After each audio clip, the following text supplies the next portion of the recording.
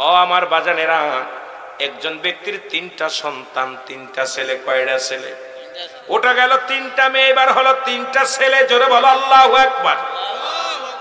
বড় ছেলের নাম আব্দুল্লাহ, মেজ ছেলের নাম আব্দুল্লাহ, ছোট ছেলের নাম আব্দুল্লাহ। কয়টা ছেলে? জোরে বলেন কয়টা? 3 সন্তানের নামই রাখছে আব্দুল্লাহ। আব্দুল্লাহ শব্দের অর্থ হলো আল্লাহর গোলাম। মারহাবা বলেন। আরবের মানুষেরা 2টি নাম বেশি পছন্দ করে, একটা নাম হলো আব্দুল্লাহ আর একটা নাম হলো আব্দুর রহমান। এই 2টি নাম বেশি পছন্দ। ওই তৎকালীন জামানার মানুষগুলো এই 2টি নাম বেশি বেশি রাখতেন। একটা নাম হলো আব্দুল্লাহ আর একটা নাম হলো আব্দুর রহমান। জোরে বলেন মারহাবা। আর একটু জোরে বলেন আল্লাহু আকবার। আব্দুল্লাহর বাবা অসুস্থ হয়ে গেলেন, মৃত্যু পথের যাত্রী। আব্দুল্লাহর মা পাশে বসে রইলেন। 3 আব্দুল্লাহ পাশে আসলেন, বলে বাবারা বসো, আমি একটা ওসিয়াত করে যাব। ওসিয়াত হলো মরণের সময় আমি তোমাদের বলে যাই, আমার যত সয় সম্পত্তি আছে এগুলো আমি তোমাদেরকে দিয়ে যাই, শুনে রাখো। বাবা ডাকতে সন্তানদের ডাকতে বলেন, আমার ওয়ারের সূত্রে যত জমি জমা আছে এগুলোর ভাগ পাবে আব্দুল্লাহ। জোরে বলেন মারহাবা। আবার বলেন, আমার যত জমা জমি আছে এগুলোর ভাগ পাবে আব্দুল্লাহ। মারহাবা বলেন না। আবার বললেন, আমার যত সয় সম্পত্তি আছে এগুলো পাবে না আব্দুল্লাহ, পাবে না আব্দুল্লাহ। এই কথা বলিয়াই মারা গেলেন, সঙ্গে সঙ্গে মারা গেলেন। ইন্না লিল্লাহি ওয়া ইন্না ইলাইহি রাজিউন। আল্লাহু আকবার বলো না। আব্দুল্লাহর বাবা মারা গেলেন, ওটাল সম্পত্তি রেখে গেলেন। 3 ভাইয়ের মধ্যে শুধু বললেন আব্দুল্লাহ পাবে, আব্দুল্লাহ পাবে, আব্দুল্লাহ পাবে না, আব্দুল্লাহ পাবে, আব্দুল্লাহ পাবে, আব্দুল্লাহ পাবে না। মৃত্যুর পরে ভাগাভাগি হবে। 3 ভাইয়ের মধ্যে এখন চিন্তা করে কোন আব্দুল্লাহ পাবে না। ওর মা বলে, বাবারে তোর বাবা তো বলে গেছে আব্দুল্লাহ, আব্দুল্লাহ, আব্দুল্লাহ। 3 বার আব্দুল্লাহ বলেছে, 2 বার বলছে আব্দুল্লাহ পাবে, 1 বার বলছে আব্দুল্লাহ পাবে না।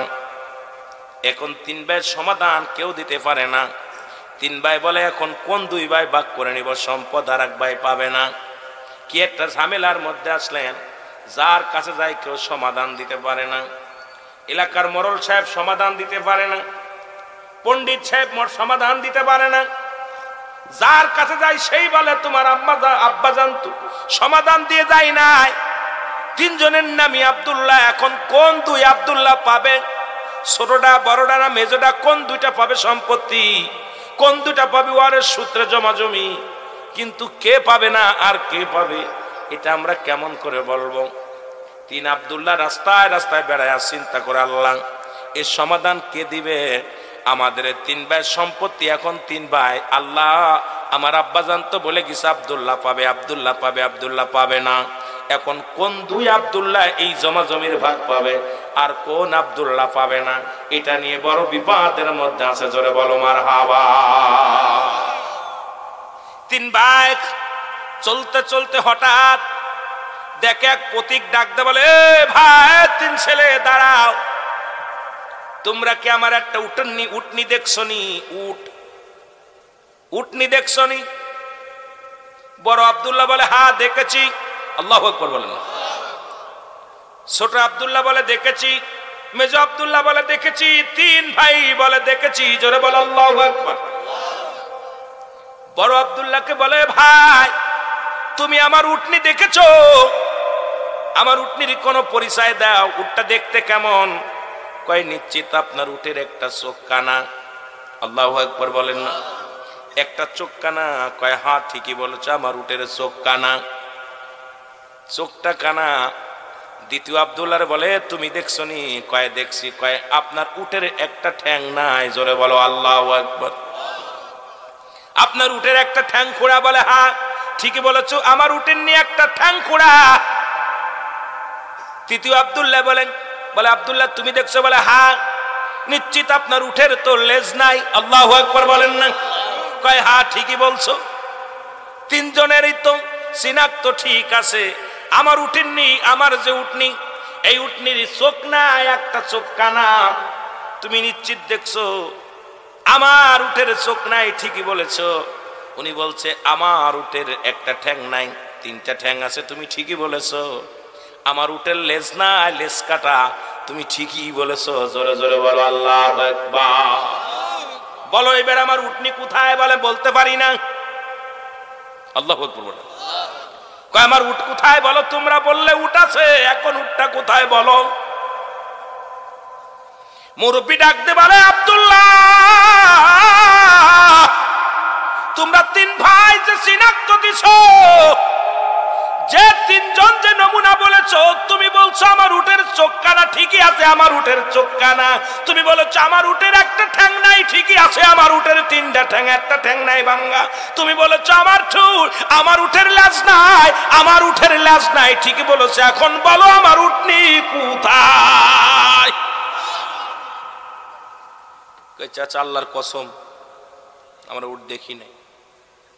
কি দেখি নাই? উট দেখি। উট দেখিস নি মানে? উট যদি না দেখবি তাহলে এই পরিচয়গুলো কেমনে দিলে? আমার উটের চোখ কানা, তুই ঠিক পালি কিনা? আমার উটের ঠ্যাং নাই বুঝলি কেমন করে? আমার উটের লেজ নাই এটা তুই কেমনে বুঝলি? আমার উট দেওয়া লাগবে। আমরা ভাই দেখি নাই, মাফসাই দেখি না, উট দেওয়া লাগবে। চল ধরে নিয়ে, তিন ভাইরে ধরে নিয়ে গেছে কাজীর কাছে। কাজী সাহেব ডাক দিছে। কাজী সাহেব বলে জি। বলে আমার উটনি হারাই গেছে। এই ছেলেটা দেখছে কিন্তু উটের পরিচয় কোথায় আছে বলতেছে না। নিশ্চিতরা তিন ভাই আমার উটনি ধরে জব করে খেয়ে ফেলেছে। আল্লাহু আকবার বলেন। যেহেতু আমার উটের যে পরিচয়, আমার উট যা যা আছে সব কিছু এরা বলতেছে তিন ভাই। বল তোমার উটের কি অবস্থা? আমার উটের একটা ঠ্যাং নাই, একটা ঠ্যাং খোড়া, আর এক ঠ্যাং, আর একটা লেজ নাই, আর একটা চোখ কানা। ঠিক ঠিক বলছে।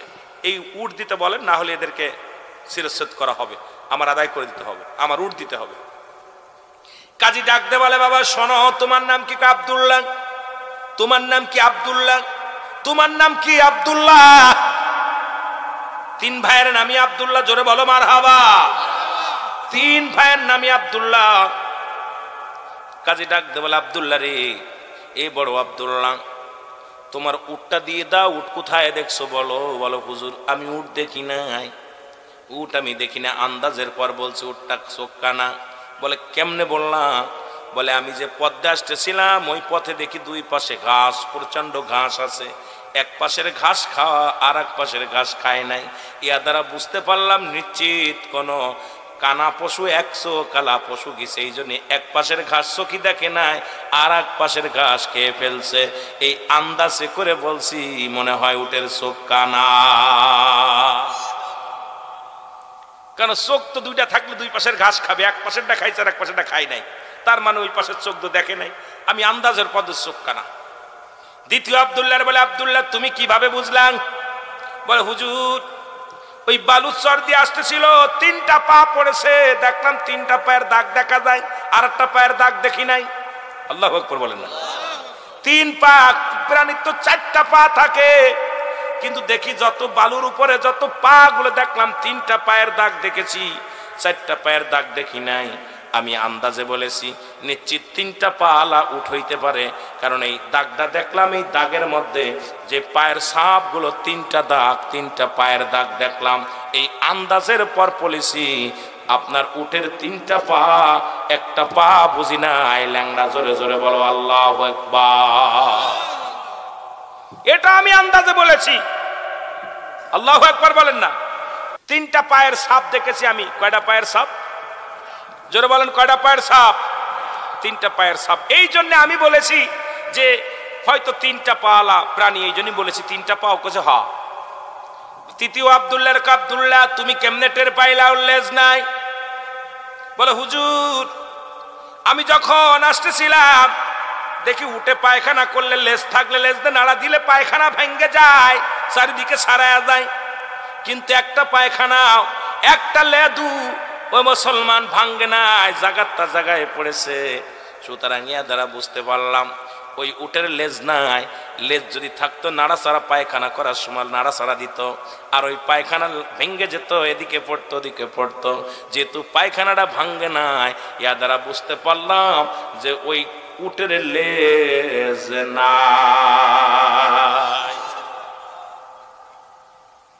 কাজী বলেন তোমরা আন্দাজের পরে এগুলো বলছো, হ্যাঁ ঠিক হয়ে গেছে।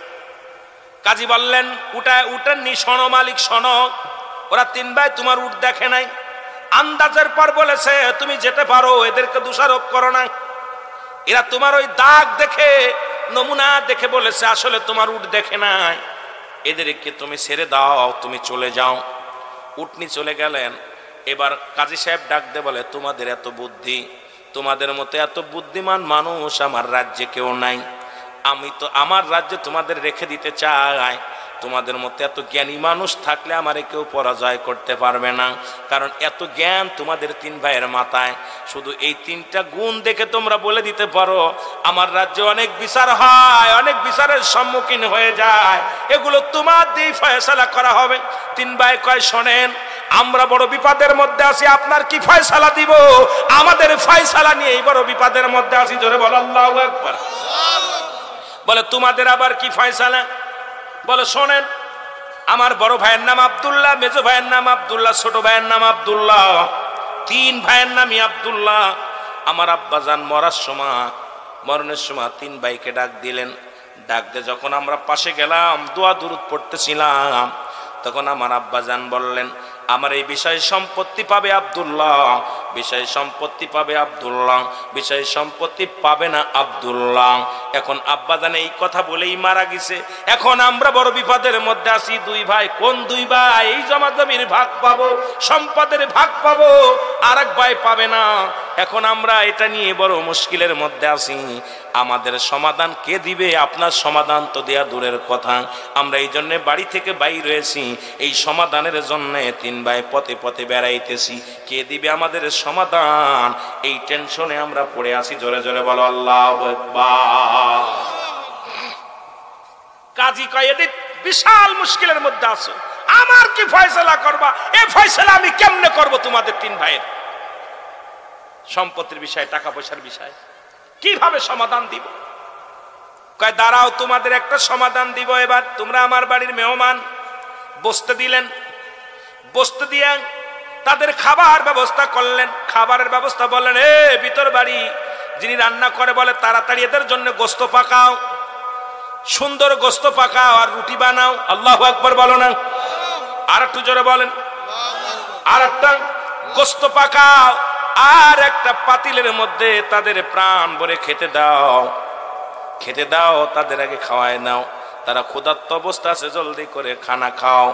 তাদের সামনে খানা পাকানো হলো, সুন্দর খাবার, গোস্ত বোনা নিয়ে আসা হলো, রুটি বানায় নিয়ে আসা হলো। বড় ভাই গোস্ত দেখেই বলে গোস্ত খাওয়া যাবে না, এটা কুকুরের গোস্ত। কিসের গোস্ত? যারা বলেন কিসের গোস্ত? যারা বলেন কিসের গোস্ত? কুকুরের গোস্ত। কোনো উটের গোস্ত না, কোনো বকরির গোস্ত না, এ কোনো হরিণের গোস্ত না, এটা হারাম, এটা কুকুরের গোস্ত, এটা খাওয়া যাবে না। ছোট ভাই দেখে বললেন, মেজোজন যিনি উনি বললেন এই রুটিটা কোনো গর্ভবতী শেখেছে, গর্ভবতী এই মহিলার রুটি বানাইছে, যিনি রুটি বানাইছে ইনি একজন গর্ভবতী মা রুটিগুলো বানাইছে। 3য় নাম্বার বললেন আমাদের যিনি খাবার দিছে ইনি সাধারণ মানুষ না, ইনি একজন জারজ সন্তান। সুতরাং জোরে জোরে চিল্লায়া বলা যাবে না আল্লাহু আকবার। 3য় ভাই বললেন এই কাজী হলো জারজ সন্তান, অবৈধ সন্তান। 3 জন 3টা মন্তব্য করে ফেলছে। কাজী এসে দেখে রুটি নিয়ে বসে আছে, গোস্তও খায় নাই, রুটিও খায় নাই, 3 ভাই বসে আছে। কাজী ডাকতে বলেন আব্দুল্লাহরা তোমরা খাও নাই কেন? বলে কি খাবো? আপনি কি আমাদের সঙ্গে রং করেন? আমরা মুসলমান, আমাদেরকে খাইতে দিছেন কুকুরের গোস্ত, এটা কোনো পশুর গোস্ত নয়, এটা হলো কুকুরের গোস্ত। বলে টের পাইলা কেমনে? বলে আমি বললাম এটা নিশ্চিত কুকুরের গোস্ত। মেজো আব্দুল্লাহ কয়, আবার 2য় জন বলতেছে নিশ্চিত এই রুটিগুলো কোন যে মহিলা শেখছে সেই মহিলাটা হলো গর্ভবতী মহিলা। জোরে জোরে চিল্লায়া বলো আল্লাহু আকবার। আর ছোট আব্দুল্লাহ বলেন নিশ্চিত আজকে যিনি মেহমানদারি আমাদের করছে সে কোনো জায়েজ মানুষ নয়, সে হলো একটা জারজ সন্তান। সুতরাং অবৈধ সন্তান আমাদের মেহমানদারি করছে। জোরে বলেন আল্লাহু আকবার। কাজী রাগের জ্বালায় কাজীরে বলছে জারজ সন্তান। যে কাজী বিচার করতেছে সেই কাজী হলো অবৈধ। খাবার দিছে কুকুরের গোশত আর রুটি দিছে কাঁচা রইছে রুটি এক মহিলা শিখছে। দাঁড়াও, তোমাদের এই কথা যদি সত্য না হয় তোমাদের 3 ভাইয়ের গর্দান যাবে, 3 ভাইকে শিরচ্ছেদ করা হবে। বলে ঠিক আছে, আমাদের কথাগুলো আপনি জেনে আসেন। ভিতরে গেলেন, রান্নাঘরে যায় বললেন, এই পাকানি, সত্যি করে বলো তুমি কিসের গোশত পাকাইছো? বলে হুজুর, গোশত শেষ হয়ে গেছিল, বাড়ির ভিতরে ছিল একটা কুকুর, ওই কুকুরটা জবাই করে মেহমানদারি করার জন্য কুকুরের গোশত পাকায়া দিছি। চলে গেলেন রুটি সেকার, যার কাছে রুটি সেকছে তার কাছে বললেন, যা দেখে এই রুটি সেকছে কে? আসলে দেখে সে 9 মাসের গর্ভবতী এক মা। ওই যার 9 মাস গর্ভের মধ্যে সন্তান আছে ওই মা রুটি সেকেছে। সঙ্গে সঙ্গে চলে গেলেন নিজের মায়ের কাছে, মাকে ডাকতে বলে, মা দুইটা আমি সাক্ষী, দুইটা জিনিস আমাকে বলছে, দুইটাই ঠিক হয়েছে মা। এবার তুমি বলো আমি তোমার বৈধ সন্তান না অবৈধ সন্তান? মা বলে, বাবারে এতদিন পরে কথা বলিস কেন? বলে, মা গো, আমি বড় বিপদের মধ্যে আছি, মুশকিলের মধ্যে আছি, আগে বলো আমি কি বৈধ সন্তান নাকি অবৈধ সন্তান? ডাকতে বলে, বাবা তোর কাছে আমি লুকাবো না, তুই আমার অবৈধ সন্তান। জোরে জোরে চিল্লায়া বলা যাবে না আমার হাওয়া। কাজী অবৈধ সন্তান চলে আসছে। আচ্ছা বলতে আমার এই কুকুরের গোশত কে বলছে বলো? এই কুকুরের গোশত? বলে হুজুর আমি বলছি, বড় আব্দুল্লাহকে আমি বলছি এটা কুকুরের গোশত। বলে হ্যাঁ ঠিক আছে, তুমি বলছো কুকুরের গোশত, আমি প্রমাণ পেয়েছি, নিশ্চিত এটা কুকুরের গোশত। 2 নাম্বার বলো, এই রুটি সেকছে কোন গর্ভবতী মহিলা? কে বলছে? মেজো আব্দুল্লাহ বলে আমি বলছি। জোরে বলেন মারহাবা। আর একটু জোরে বলেন। তুমি টের পাইলে কেমনে? আমি দেখছি ওই মা, গর্ভবতী মা, নিজের পাশে দেখতে পারে না, ওই পাশে পুড়ে গেছে, ভালো সেকা হয়েছে, নিজের পাশে নিজের ভালো হয় নাই। কারণ ইয়া দ্বারা প্রমাণ পাইছি, কারণ ওই মার কষ্ট হয়েছে রুটিগুলো সেকতে। একটা গর্ভবতী মা রুটিগুলো আগুনে দিয়ে সেকতে বড় কষ্ট হয়, এই জন্য এক পাশ পুড়ে গেছে, এক পাশ হয়েছে আর এক পাশ হই নাই।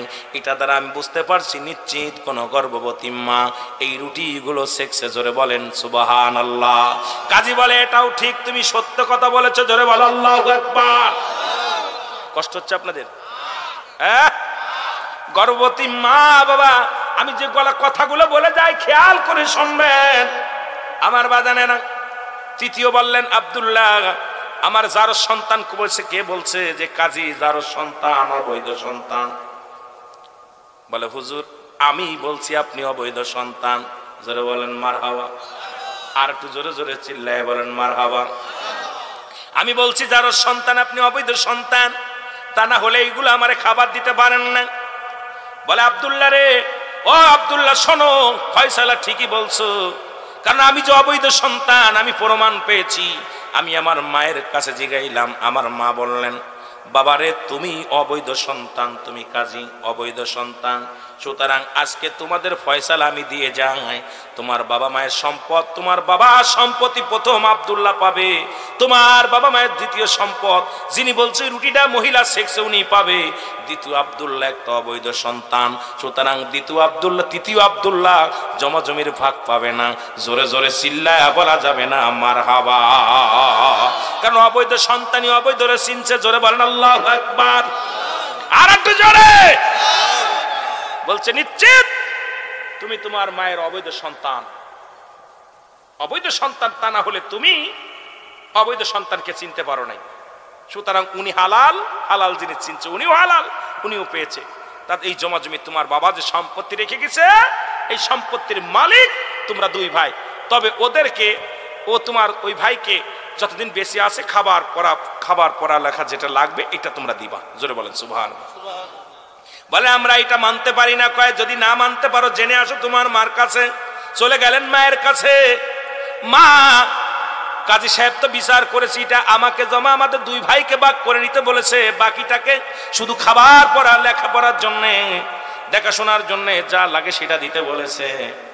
বলে বিচার করছে কে? কয়েক কাজী। কাজীর বিস্তারিত যখন বলেন বাবা শোন, তুইও অবৈধ সন্তান, তোর বাবা একজন ইমানদার মানুষ ছিলেন, তোরে কোন মায়ে অবৈধভাবে জন্ম দিছে, জন্ম দিয়া পর ওই মসজিদের কোণে ফেলে রাখছিল। তোমার আব্বা যান নামাজ পড়তে আসলো, নামাজ পড়ে আসার সময় দেখে ওই বাচ্চাটা পড়ে আছে, তোমাকে কোলে নিয়ে আসলো, তারপরে লালন পালন করে তোমার নামটাও আব্দুল্লাহ দিছে। ওই দুইটা সন্তান আমার বৈধ সন্তান, ওই দুটি ছেলে আমার গর্বের সন্তান, আর তুমি একে আমি গর্বে ধরি নাই, তুমি আমার পালক সন্তান, সুতরাং তুমিও ছিলে একজন অবৈধ সন্তান। মুসলমান, সুতরাং তুমি যতদিন বেঁচে আছো খাবার পড়া যা লাগবে সবই পাবা, কিন্তু ওয়ারের সূত্রে জমি জমা পাবা না, ওয়ারের সূত্রে পাবে আমার ওই দুটি গর্বের দুটি বৈধ সন্তান। জোরে বলেন মারহাবা। আর একটু জোরে বল আল্লাহু আকবার। সমাধান কত সুন্দর ভাবে। এই জন্য বাটপাড়ের লগে বাটপাড়ের ফিরিত, কথা কন ঠিক কিনা? বাট গাঁজাখোরের লগে গাঁজাখোরের সম্পর্ক, চোরের লগে চোরের সম্পর্ক, জোরে কন ঠিক কিনা? গাঁজাখোর যখন খায় আরেকজনের চোখটি মার দোস্ত আয় টান দেয় আসি, জোরে কন ঠিক কিনা? আহা, নামাজির লগে নামাজির সম্পর্ক, জোরে বলে কোন মা সাদিকিন, সত্যবাদীদের সঙ্গে চলতে হবে। আল্লাহ বলে ইয়া আইয়ুহাল্লাযীনা আমানু, হে ঈমানদারেরা, বিশ্বাসীরা, তোমরা কি করো? সৎ বন্ধু, কোন মা সাদিকিন, সত্যবাদী আল্লাহওয়ালাদের সঙ্গে চলো। জোরে বলেন মারহাবা। আরো জোরে বলেন, আরো জোরে বলেন আল্লাহু আকবার। একজন ইমানদারের বন্ধু গাঁজাখোর মদখোর হতে পারে না, একজন ইমানদারের বন্ধু লুচ্ছা বদমাইশ জিনাকারী হতে পারে না। জোরে বলেন ঠিক কিনা? এই জন্য আল্লাহ বলছেন ইমানদারেরা, বিশ্বাসীরা, তোমরা আল্লাহ ওয়ালাদের সঙ্গে চলো, রাসূল প্রেমিকদের সঙ্গে চলো, ইমানদারদের সাথে চলো। জোরে বলেন মারহাবা। এ দুনিয়ার মুসলমান,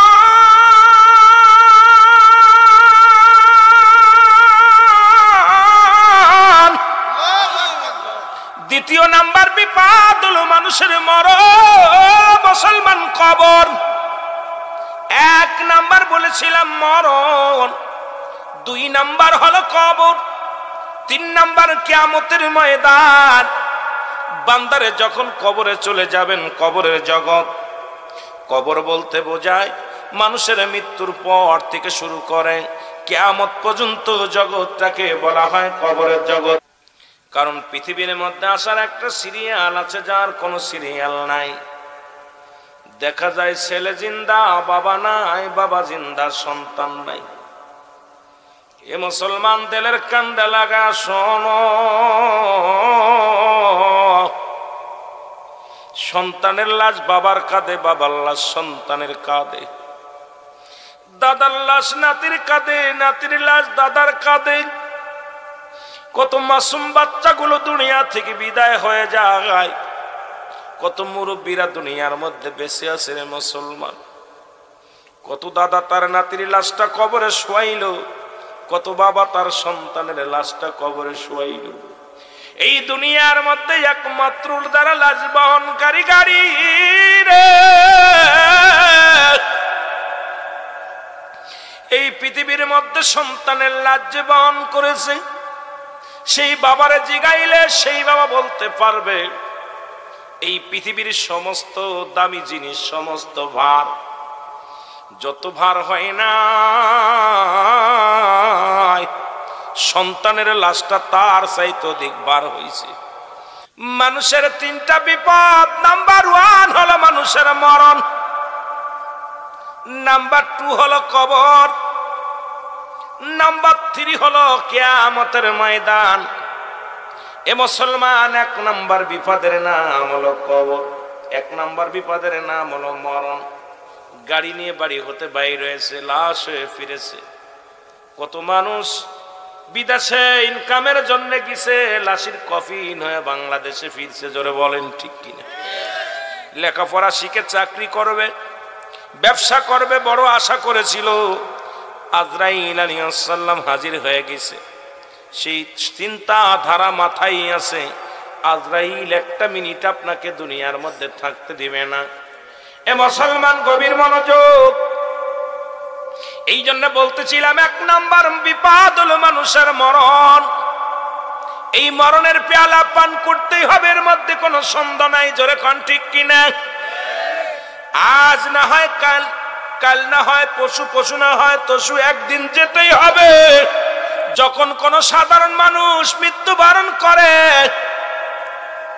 গমের ঘরে মারা যায়, নামাজ পড়তে যে মারা যায়, খানা খাইতে যে মারা যায়, সব চাইতে সহজ মৃত্যুটা হলো 70টা তাজা উটের গায়ের চামড়া। কয়টা? 70টা উটের গায়ের চামড়া জবাই না করে উল্টো দিকে টান দিয়া লবণ আর মরিচ লাগা দিলে যতটুক যন্ত্রণা হয়, এর চাইতে 70 গুণ যন্ত্রণা হলো একটা সাধারণ মৃত্যু, সহজ মৃত্যু এটা। কত মানুষ মরণের সময় প্রস্রাব পায়খানা করে দেয়, মরণের সময় কত মানুষের একটা অঙ্গ বেঁকা হয়ে যায়, নাক মুখ দিয়ে রক্ত বাইর হয়ে যায়, তাদের মৃত্যুটা কত কঠিন হয়। জোরে জোরে বলেন ঠিক কিনা? কত মানুষের গোসল করাইলেন, ওই মরণের সময় পায়খানা করে দিছে গো,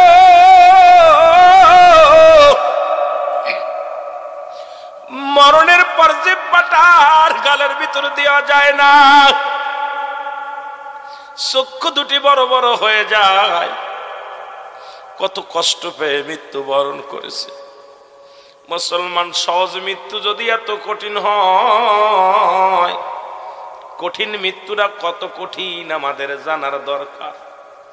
আমার বাবারা, এই মৃত্যু থেকে পালানোর কোনো পথ নাই। কত রাজা, কত বাদশা, কত টাকাওয়ালা, কত বাড়িওয়ালা এই জমিনের মধ্যে আগমন করল, যাদের ভয়ে এই মির্জানগরের মধ্যে মানুষ থরথর করে কাঁপত গো, যাদের ভয়ে, মোল্লার গোষ্ঠীর ভয়ে মুশরিকদেররা কথা বলতে পারত না, শিখদের ভয়ে জুয়ার দ্বারা কথা বলতে পারত না, কতই না ক্ষমতা দেখাইছে, আজকে কবরে শুয়ে আছে। অনেকের কবরের উপর দিয়ে কুত্তা শেলে ঘাস পাবার পায়খানা করে, গরু ছাগলে ঘাস খায়, ওই কবর থেকে খেদানোর মতো ক্ষমতা আমার আল্লাহ দেয় নাই। এত বড় মস্তান তুমি ফেরদাউস মিয়া, এক ডাকে তোমার নামটা চিনতো জাকের ভাইরা। মারা যায় দেখো, ওই কবরের ভিতরে গেলে কত কুকুর শেলে পায়খানা করবে, ওই সন্তান কবরটা পর্যন্ত তোমার হেফাজত করবে না। জোরে বল ঠিক কিনা? এ দুনিয়ার মুসলমান,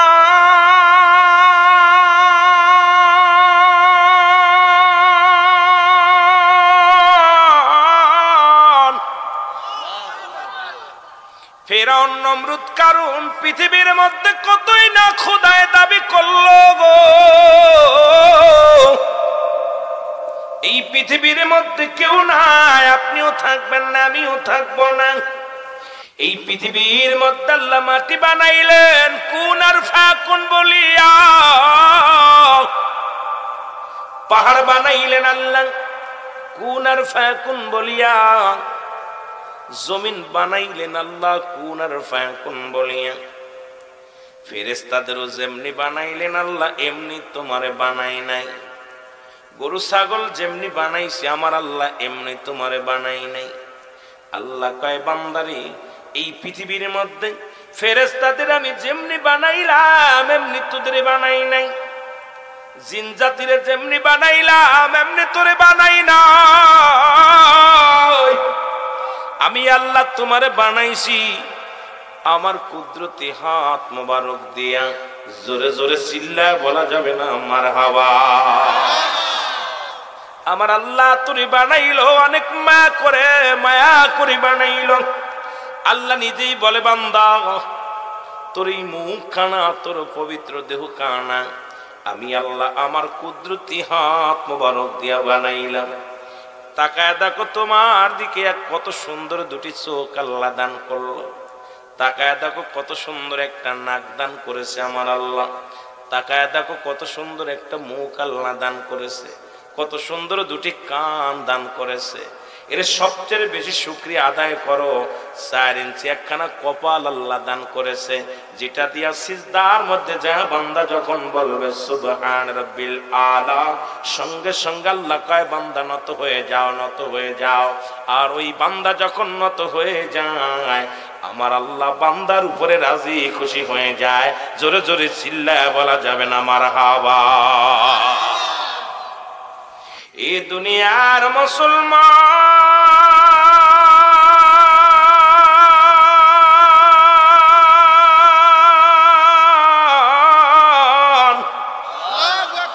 আল্লাহ বলে বান্দারে এই জমিনটা আমি রাখবো না, এই জমিনটা আমি পুরায়া তামা বানায়া দিব। এই জমিনের যত মাটি আছে সব মাটিগুলো পুড়ে হয়ে যাবে তামা। পৃথিবীর মধ্যে 3 ভাগ হলো পানি, 1 ভাগ মাটি। কই ভাগ? 3 ভাগ। 3 ভাগ হলো পানি, 1 ভাগ মাটি। আল্লাহ কয় বান্দা এই দুনিয়ার মধ্যে যত মাটি আছে সব মাটিগুলো আমি আল্লাহ পোড়ায়া তামা বানায়া দিব। এই মাটিরে ফাঁকি দাও, এই মাটিরে কতই না কষ্ট দাও, এই মাটি পুড়ে হয়ে যাবে তা আমারে মুসলমান। আল্লাহ বলে বান্দারে এই জমিনের মধ্যে যত পানি আছে সমস্ত পানিগুলো পুড়ে হয়ে যাবে ছাই, পানিগুলো পুড়ে হয়ে যাবে ছাই। যেদিন কিচ্ছু বলতে কিচ্ছু থাকবে না, সেদিন থাকবে শুধু আমার আল্লাহ। কি থাকবে? জোরে বলেন কে? আল্লাহ। ইবাদত করব কার? গোলামি করব কার? বাঁচানোর মালিক কে? হায়াতের মালিক কে? রিজিকের মালিক কে? সম্মানের মালিক কে? দ্বিতীয় কেউ না, একমাত্র স্রষ্টা হলো আমার আল্লাহ। আল্লাহ বলেন আল্লাহু আল্লাহু আহাদ আল্লাহুস সামাদ লাম ইয়ালিদ ওয়া লাম ইউলাদ ওয়া লাম ইয়াকুল লাহু কুফুয়ান আহাদ। জোরে জোরে চিল্লায়া বলা যাবে না মারহাবা। আল্লাহ বলে বান্দারে এই জমিনের মধ্যে শোনো শোনো, আল্লাহ বলেন আমি আল্লাহ এক। পৃথিবীর মধ্যে কারু জন্ম দিই নাই, কারু থেকে আমি জন্ম নিই নাই। আমার পরিচয় আমি নিজে, আমার পরিচয় আমি নিজে। আসমান জমিনের মধ্যে আমার সমতুল্য, আমার সমকক্ষ আর আমি কাউকে দিই নাই, কেউ নাই, কেউ নাই। সুতরাং আসমানেও আমি, জমিনেও আমি, পাতালেও আমি, সব জায়গায় আমি। আমি আল্লাহর রাজত্বই সব জায়গায়, সব জায়গার মালিক, বিচার দিনের মালিকও আমি। ইয়াকা না'বুদু ওয়া ইয়াকা নাস্তাঈন। জোরে জোরে চিল্লায় বলা যাবে না মারহাবা। মালিক ইয়াউমিদ্দিন, এর ওই দিনের মালিক। কোন দিনের মালিক? ওই বিচার দিনের মালিক আমার আল্লাহ। হায়াতের মালিক আল্লাহ, রিজিকের মালিক আল্লাহ। তবে আল্লাহ কি পাওয়ার জন্য একটা মাধ্যম আছে, ঠিকানা হলো নবী রাহমাতুল লিল আলামিন। নবী বলেন, কি বলেন? নবী বলেন হায়াতি খায়রুল লাকুম মামায়াতি খায়রুল লাকুম। আমার নবী বলে উম্মতিরা রে, আমি নবী দুনিয়ার মধ্যে আগমন করলাম, এটা আমার উম্মতের জন্য বড় কল্যাণকারক। আমার উম্মতিদের জন্য দুনিয়ার মধ্যে আসলাম, কথাবার্তা বললাম, উম্মতের সঙ্গে চলাফেরা করলাম, উম্মতের সঙ্গে কেমনে সংসার ধর্ম করতে হয় এটা আমার নবীজি শিক্ষা দিয়েছে। এই জন্য নবী বলেন হায়াতি খায়রুল লাকুম, আমার হায়াতের জিন্দেগিটা আমার উম্মতের জন্য কল্যাণকারক। জোরে জোরে বলো মারহাবা। নবী বলছে উম্মতিরা রে, এই দুনিয়ার মধ্যে আমি নবী আগমন করলাম, এটা আমার উম্মতের জন্য বড়ই কল্যাণকারক। আবার দুনিয়া থেকে বিদায় হয়ে গেলাম, এটাও আমি নবী আমার উম্মতের জন্য কল্যাণকারক। কারণ পৃথিবীর মধ্যে যদি কোনো উম্মত কোনো ভালো কর্ম করে, সঙ্গে সঙ্গে আমি নবীজি আমার আল্লাহর দরবারে প্রশংসা করি উম্মতের হইয়া। আবার যদি কোনো উম্মত গুনাহের কাজ করে, সঙ্গে সঙ্গে আমি নবী ইস্তেগফার করি আমার আল্লাহর দরবারে, ক্ষমা চাই আমার আল্লাহর দরবারে। জোরে জোরে চিল্লায়া বলা যাবে না মারহাবা। এ দুনিয়ার মুসলমান,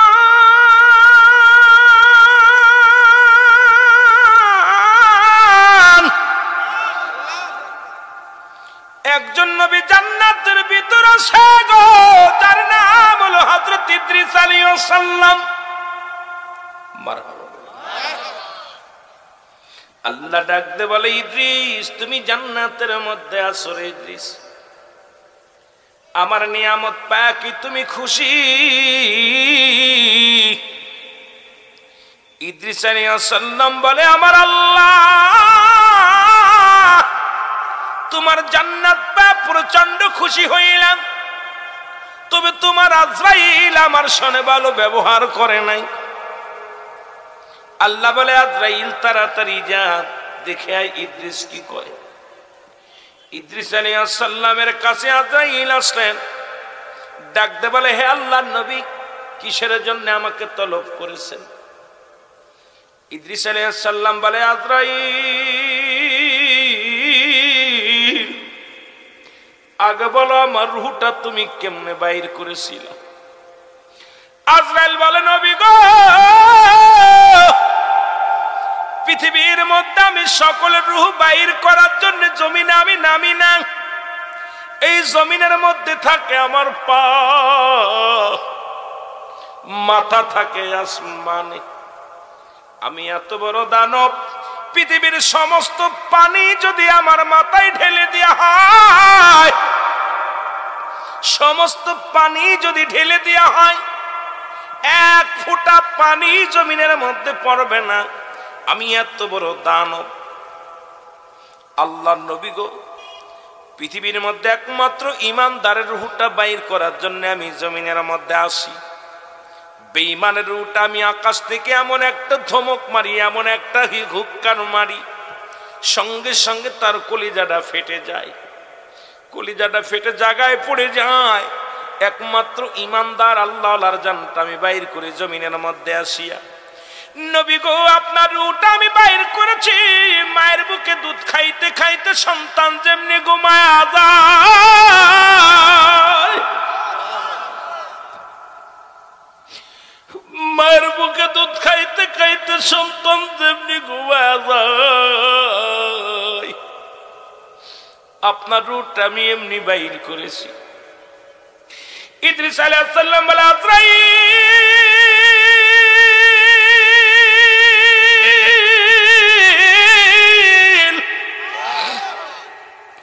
এই সহজ মৃত্যু যদি এত কঠিন হয়,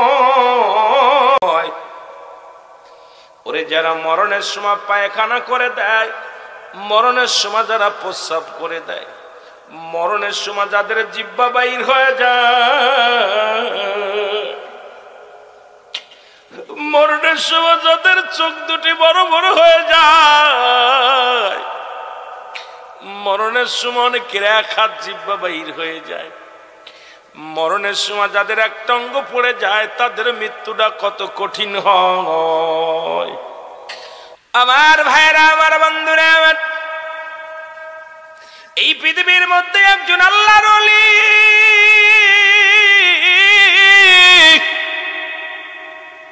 প্রতিদিন এক একটা কবরের পাশে যাইয়া 2 রাকাত করে নামাজ আদায় করে, আর কবরের পাশে ঘুমায়, দোয়া করিয়া ঘুমায়। যে কবরে আযাব হয় ওই কবরবাসীর জন্য সব রেসানি করে। একটা কবরের পাশে যে ঘুমাইলেন, আল্লাহর ওলি স্বপ্নের মধ্যে দেখে রে ওই কবরের মধ্যে যিনি শুয়ে আছে তার গায়ের মধ্যে দাও দাও করে আগুন জ্বলে, পায়ের মধ্যে আগুনের জুতা পরানো, গায়ের মধ্যে আগুন। লোকটা চিৎকার মারে, কে আসো আমারে বাঁচাও। ও দুনিয়ার ভাই, দুনিয়ার বন্ধুগণ, দুনিয়ার প্রতিবেশী রে, দুনিয়ার আপনজনেরা কেউ নাই, আমি কবরের মধ্যে বড় কষ্টের মধ্যে আছি। এই দুনিয়ার মধ্যে আমি যুবতী 3টা কন্যা সন্তান রেখে এলাম রে। আজ একটা মাস আমার কবরে শুধু দাউ দাউ করে আগুন জ্বলে। কেউ কি নাই, কেউ কি নাই আমার কবরের একটু সবরেশানি করার মতো? চিৎকার মেরে কান্দে আল্লাহর ওলি লাফ দিয়ে উঠিয়া 2 রাকাত নামাজ পড়ে দোয়া করলেন। দোয়া করে চলে গেলেন। পরের দিন আবার আসলেন, দেখে আসি ওই কবরটার অবস্থা। বাবারে, প্রত্যেকেরই কবরে যা লাগবে, প্রত্যেকেরই কবরে যা লাগবে। কেউ আমরা এই দুনিয়ায় থাকবো না, কেউ থাকা সম্ভব নয়। আমার বাজানেরা, আল্লাহর ওলি পরের দিন যখন উনি ওই কবরের পাশে যে ঘুমাইলেন, স্বপ্নের মধ্যে দেখে রে জাহান্নামী সাপগুলো গায়ের মধ্যে মোড়ানো, আগুনের সাপ সমস্ত গায়ের মধ্যে মোড়ানো আছে। মাথার মধ্যে আগুনের কাক ঠুকায় ঠুকায় মস্তিষ্কগুলো খায়, আর আগুনের মধ্যে দাঁড়া করে রাখছে। আগুনের ফেরেশতারা এক একটা বাড়ি মারতেছে, বেচারা চিৎকার মারতেছে, এমন জোরে চিৎকার মারতেছে আর বলতেছে, কেউ কে আসুনি, আমার কবর একটু সব পৌঁছায় দেওয়ার মতো। এ গ্রামবাসী, মহল্লাবাসী রে, তোরা কি আমার জন্য কি তোদের মায়া লাগে না? আল্লাহু আকবার।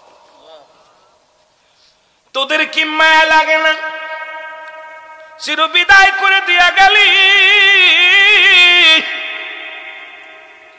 আর কোনদিন ফিরে আসবো না। তোদের কি মায়া লাগে না? তোদের কি দয়া লাগে না? আল্লাহু আকবার। মুসলমান গভীর মনোযোগ। আল্লাহর ওলি ওদিন দোয়া করে চলে গেলেন। পরের দিন চিন্তা করে কবরটায় যায় দেখে আসি কি অবস্থায় আছে। পরের দিন আসিয়া কবরের পাশে যখন বিশ্রাম নিতেছিলেন, দেখে জাহান্নামী ফেরেশতারা পায়ের মধ্যে লোহার শিকল লাগাইয়া, হাতের মধ্যে শিকল লাগাইয়া, গলার মধ্যে লোহার রশি দিয়া টানাটানি শুরু করতেছে। আর ওই ব্যক্তি চিৎকার মেরে কান্দে, আমার মেয়েরা রে, আমার ছেলে নাই, 3টা মেয়ে রেখে আসলাম। শুনে উলামা ইকরাম বলতে, একটা মেয়ে হলে একটা জান্নাত।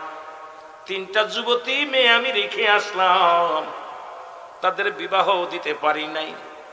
আল্লাহ, তুমি আমার নিয়ে আইসা কোন কবরের মধ্যে এত জাহান্নামী আগুন দিয়া জ্বালাও, আমি সইতে পারি না, আমারে তুমি দয়া করো আমার আল্লাহ। চিৎকার মেরে কান্দে, চোখের পানি ছেড়ে কান্দে। আল্লাহর ওলি দোয়া করলেন। দোয়া করার পরে দেখে 3টা যুবতী মেয়ে গুটি গুটি পেয়ে কবরের দিকে আগা আসতেছে। আল্লাহর ওলি একটু আড়াল হয়ে গেলেন। 3টা কন্যা সন্তান কবরের পাশে আসলেন। আসিয়া কিছু দোয়া কালাম পড়িয়া দোয়া করার বলে, আমার আব্বাজান দীর্ঘ 1 মাস কবরে শুয়ে আছেন, এত দূরত্বর কারণে আমরা আসতে পারি না। বাবা গো, তুমি কবরের মধ্যে কি হালাতে আছো জানি না। 3টি মেয়ে চোখের পানি ছেড়ে কান্দের ডাকতে বলে, বাবা গো,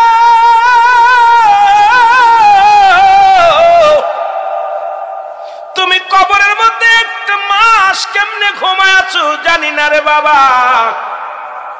ও বাবা, দুনিয়ার হায়নার জন্য বাইর হতে পারি না, মানুষ রূপী হায়না গুলো আমাদেরকে গিরাস করতে চায়। বাবা গো, আমরা আসতে পারি না, তোমায় বিহীন বড় এতিম। কেঁদে কেঁদে যখন রওনা হতে গেলেন, আল্লাহর ওলি পিছন থেকে ডান দেয়, ডাক দিয়ে বলে, মারা দাঁড়াও, এ মেয়েরা দাঁড়াও। 3টা মেয়ে দাঁড়ায় গেলেন। আল্লাহর ওলি ডাক দিয়ে বলে, মা, এই কবরে কে শুয়ে আছে? বলে, আমার আব্বা জান। আল্লাহু আকবার। 1 মাস যাবত আব্বাজান বিদায় হয়ে গেছে। বলে তোমরা তিনটা কন্যা কি করো? আমাদের বিয়ে শাদী হয় নাই। আমার আব্বাজান আমাদেরকে কুমারী তিনটা মেয়ে রেখে এবার মারা গেছে। আমরা বাইর হতে পারি না, হায়নার দলেরা তাদের চোখ পড়ে যায়, আমাদের সতীত্ব নষ্ট করতে চায়, আমাদেরকে তারা ছিঁড়ে হিঁচড়ে খেতে চায়। এই কারণে বাবার কবরের পাশেও আসতে পারি না। এই একটা মাস আমরা ঘরবন্দি আছি। আজকে সুযোগ পেয়েছি, আব্বার কবরের পাশে আইছি। আল্লাহর ওলি ডাক দিয়ে বলে, মা তোমার আব্বার কবরের পাশে আমি তিনটা দিন আইছি।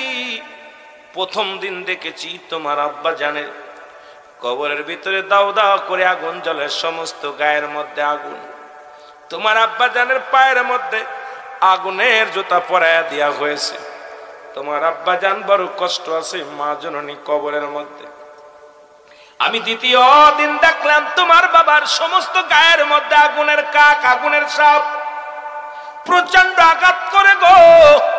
তোমার আব্বা জান চিৎকার মারে, জোরে জোরে চিৎকার মারে। আমি তৃতীয় দিন দেখলাম জাহান্নামী ফেরেশতারা তার পায়ের মধ্যে হাতের মধ্যে শিকল দিয়া, গলার মধ্যে রশি দিয়া টানতে টানতে জাহান্নামের দিকে লয়ে যায়।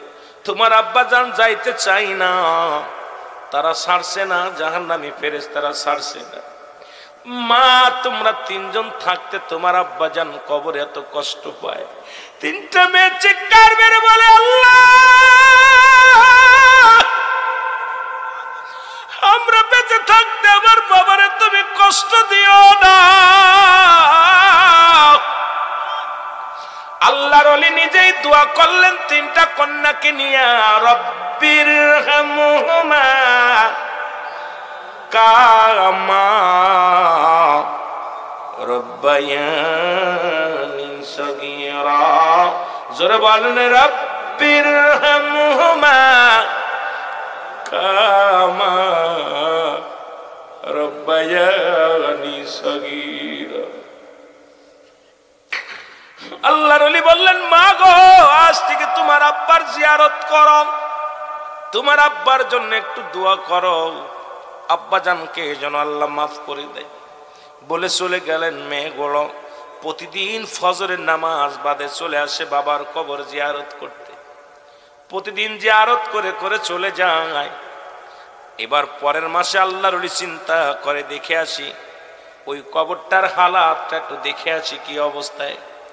পরের দিন উনি সালাত আদায় করে কবরের পাশে শুইলেন। শোয়ার পর স্বপ্নের মধ্যে দেখে ওই কবরে যে মুরব্বী শুয়ে আছে, ওনাকে জান্নাতি মেহমান, জান্নাতি হুর গেলে মানাসিয়া কবরের ভিতরে স্বাগতম জানাই। ও মুসলমান শুনে নাও, পায়ের মধ্যে দুখানা সোনার জুতা পায়, অসংখ্য ফেরেশতা, কেউ খাবার হাতে, কেউ না শরবত হাতে, কেউ ফুলের মালা হাতে, কেউ বিছনা বানায়, কেউ গা টেপে, কেউ না দাঁড়ায় আছে, কেউ স্বাগতম জানায় বাতাস লইয়া। আল্লাহর ওলি একটা মিষ্টি হাসি দিয়া বলে, আল্লাহ তোমার মহিমা, ওই তিনটা কন্যার দোয়া তুমি কবুল করেছো, তার বাবাকে তুমি জান্নাতবাসী করে দিছো। জোরে জোরে চিল্লা বলা যাবে না মারহাবা। আল্লাহর ওলি দোয়া করেন, তাকাতে কই তিনটা কন্যা সন্তান, যুবতী তিনটা মেয়ে আবার কবরের দিকে রওনা হয়ে গেছে। আল্লাহু আকবার। কবরের দিকে রওনা হয়ে গেছে। আল্লাহর ওলি একটু আড়াল দিয়ে দাঁড়াইলেন। আসিয়া দেখে তিনটা কন্যা হাত উঠায় কান্দার বলে, আব্বা জান, ও আমার আল্লাহ, আমার আব্বারে যেখানে নিছো আমাদেরও নিয়ে যাও। এই দুনিয়ায় আর বাঁচতে চাই না, দুনিয়ার হায়না গুলো ছিঁড়ে ছুটে খেতে চায় আমাদেরকে। আল্লাহ তুমি দয়া করে আমাদেরকে নিয়ে যাও। আল্লাহ তিনটা কন্যা, আমরা কোরআন পড়ি, আমরা ইবাদত করি, আমরা বন্দেগী করি। আল্লাহ আমার আব্বাজানকে তুমি জান্নাতি অধিবাসী করো, জান্নাতের উচ্চ মাকাম দান করো, ওই জান্নাতের গেট গুলো খুলে দিয়া আল্লাহ অসংখ্য ফেরেশতা দিয়া আমার বাবাজানের সেবা যত্ন করাও। জোরে জোরে বলো মারহাবা। তিনটা কন্যা দোয়া করে যখন চলে যাচ্ছিল হঠাৎ আল্লাহর ওলি ডাক দেয়, বলে মা দাঁড়াও, ও মা দাঁড়াও। দাঁড়ায় গেলেন, ডাকতে বলে মা চোখের পানি মুছে ফেলো, শুভ সংবাদ শোনো।